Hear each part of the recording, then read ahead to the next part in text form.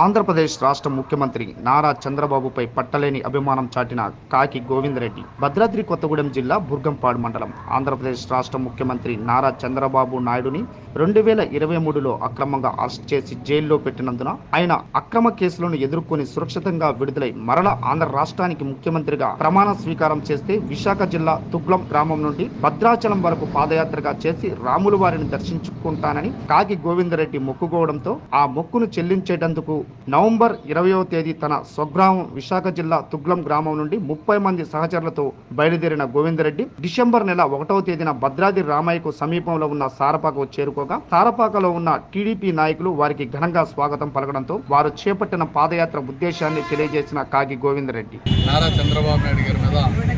అక్రమ కేసులు బనాయించి అన్యాయంగా జైల్లో నిర్బంధించిన తరుణంలో తీవ్ర మనస్తాపానికి గురై చంద్రబాబు నాయుడు గారు తక్షణమే జైలు నుంచి విడుదలవ్వాలని మరలా ఈ రాష్ట్రానికి ముఖ్యమంత్రి అవ్వాలని ఆయన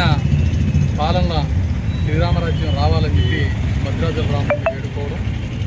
ఆ రోజు మొక్కుకున్నాం. ఏ రోజైతే చంద్రబాబు నాయుడు గారు ముఖ్యమంత్రి అవుతారో జైలు నుంచి విడుదలవుతారో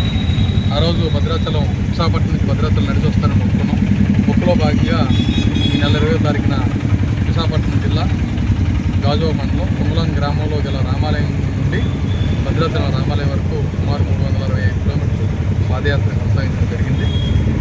పాదయాత్ర అనంతరం రాములవారిని దర్శనం చేసుకుని మొక్కు చెల్లించుకొని తిరుగు ప్రయాణం చేయడానికి సిద్ధంగా ఉన్నాం. గత ప్రభుత్వం గతంలో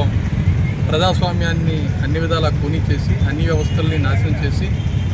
రాష్ట్రంలో ప్రజలతో పాటు రాజకీయ పార్టీలు కూడా ఇబ్బంది పెట్టి ప్రతిపక్ష నాయకులు కూడా నిర్బంధించి ఈ రాష్ట్రంలో ప్రతిపక్షాలు లేకుండా చేద్దామని ఒక దురుద్దేశంతో రాజకీయ దురుద్దేశంతో అంత అనుభవం కలిగిన నాయకుడిని మరి ఆనాడు జైల్లో నిర్బంధించినప్పుడు ప్రజల్లో తిరుగుబాటు వచ్చి రాష్ట్ర వ్యాప్తంగా ప్రజలు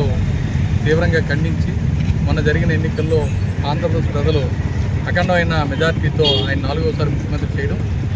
మరి ఈ సందర్భంగా మొక్కు తీర్చుకోవడానికి భద్రాచలం రావడం జరిగింది.